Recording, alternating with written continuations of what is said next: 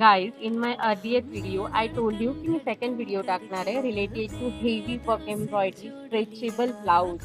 So हा त्याचा नेमका व्हिडिओ आहे आणि हे सगळेचे सगळे माझ्या विश लिस्ट मध्ये आहे आणि यांच्यावर खूप जास्त हेवी वर्कनी एम्ब्रॉयडरी केली आहे आणि काही काही याच्यावर नाही का आरी वर्कनी केलं आहे आणि सगळेचे सगळे क्वालिटी खूप छान आहे. मी रिव्ह्यू केले यांच्या सगळ्यांच्या त्याच्यावरती मिशोवरती जाऊन आणि त्याच्यानंतरच मी विश लिस्ट मध्ये टाकले.